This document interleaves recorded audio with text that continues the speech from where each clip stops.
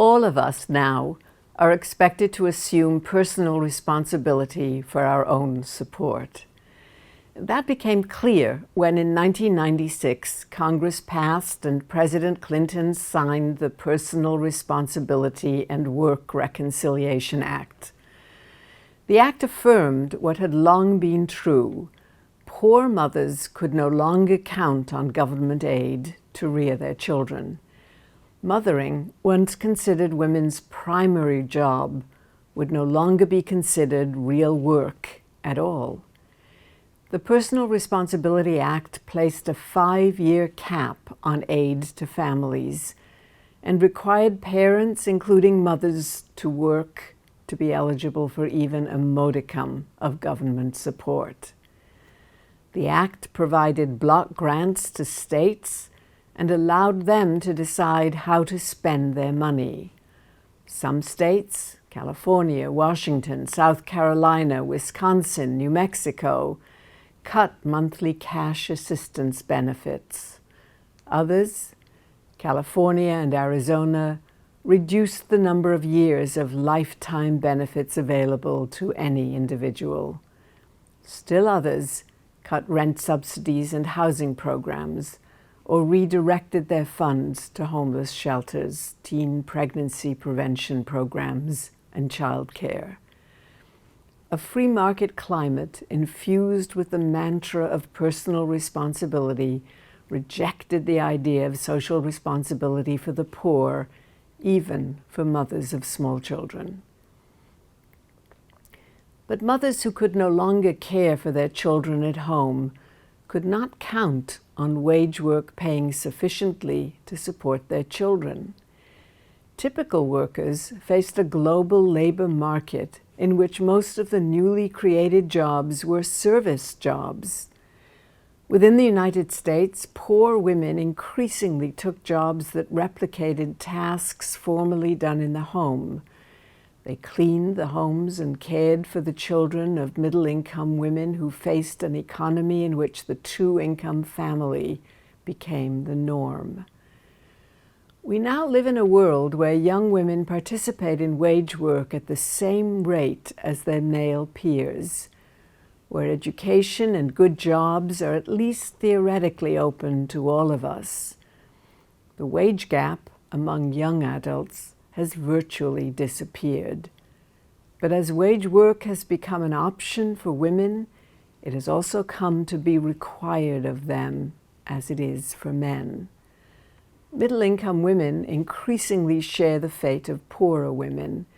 They understand wage work as an unfortunate necessity.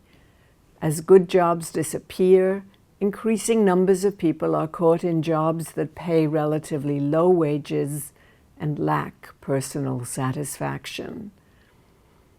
To replace themselves at home, families rely on prepared and processed foods.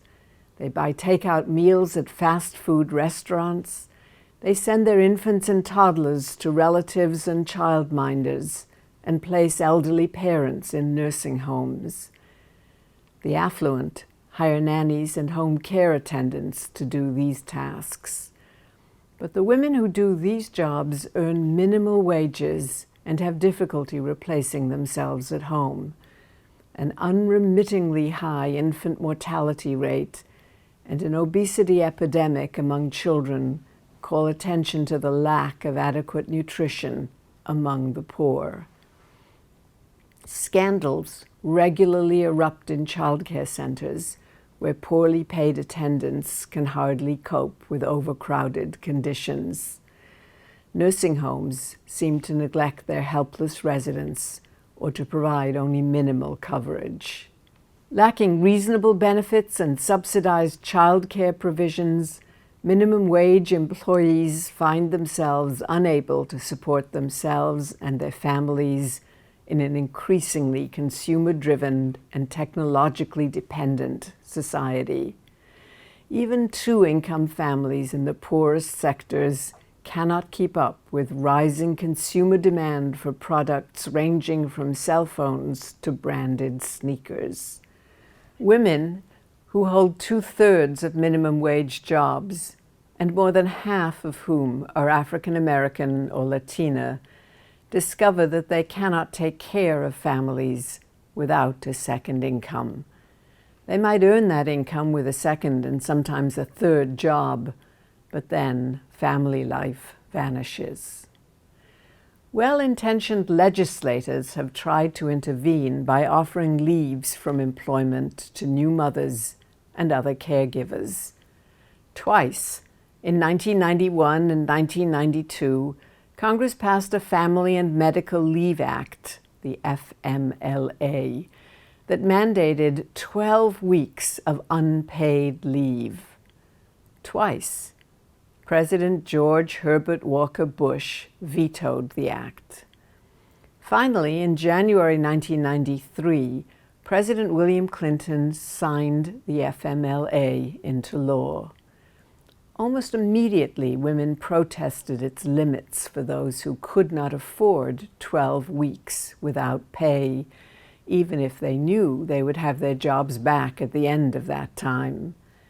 Increased earned income tax credits, higher deductions for families with children, even government-subsidized health insurance for children, all these helped, but none sufficiently to enable the vast majority of ordinary folk to resolve the stress in family lives that resulted from the demand that all adults earn wages.